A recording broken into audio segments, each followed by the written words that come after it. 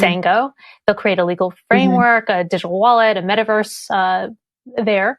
And we have a quick tweet that we'll bring up. So Joseph Cotterill, who's a correspondent from the Financial Times, has saying the Central African Republic under Touadera, the president there, is a war economy, a Wagner Group client, and a breeding ground for transnational organized crime, according to a 2020 Century report. And now it is launching a crypto island. I think there might be a story there. And I suppose where he's going with that is there's a bit of I guess, questions or, skepticism around this move and how will it actually impact and benefit ordinary people in Africa? I think that there is a danger to single-sided stories, and this tweet is overly simplistic because it just portrays a war-torn country that is inviting in Russian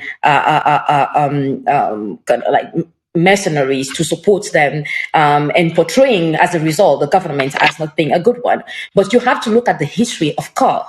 CAR is a country that was colonized by France for over 50 years and upon which the French government imposed a dictator that decided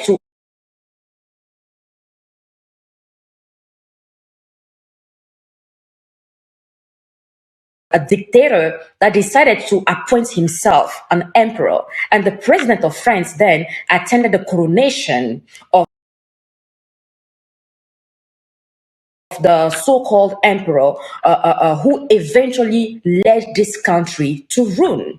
And this country, which was initially extremely wealthy with diamonds and many other natural resources, has been controlled for many decades by the French military that has orchestrated massive human rights atrocities, including raping children as little as 4 years old. There are documented data provided by the United Nations investigation that pinpoint how the French government and the French military have failed the people of CAR, who for the past decades have known nothing but violence and war. So the choice of the new government to find partners that can help them secure their country and find an alternative to peace shouldn't be automatically demonized and shown as a pro-Russian country. It is a country that is trying to surviving. And the government of CAR didn't have an option because they were banned from purchasing weapons. And without weapons, they couldn't find the terrorist groups, the military groups that had been committed grave war crimes, genocide, and human rights atrocities.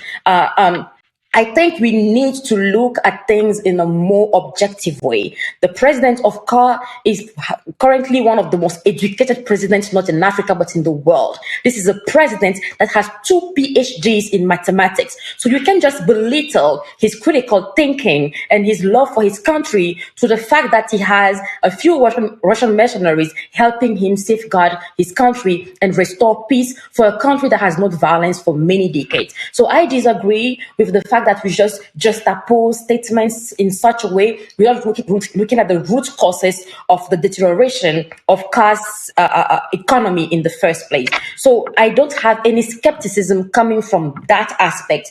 My skepticism will rather come from whether the people of CAR are ready to use a cryptocurrency as a legal tender, and how can we support them to get ready for that, and what is it in it for the youth of CAR that are deprived of jobs, because this is a country that has more than 80% of its young people unemployed. How can they benefit from taking part in this monetary and digital revolution by creating jobs in Web3, in the crypto sector, and in the blockchain sector? And how do we improve energy in CAR that is naturally blessed, in which we can install solar panels, thermal energy, wind energy to strengthen the production and the mining of Bitcoin in that country. So I want to look at the future with a lot of optimism, and I don't want to be part of those people who automatically, just because the country is poor and has known war, its decisions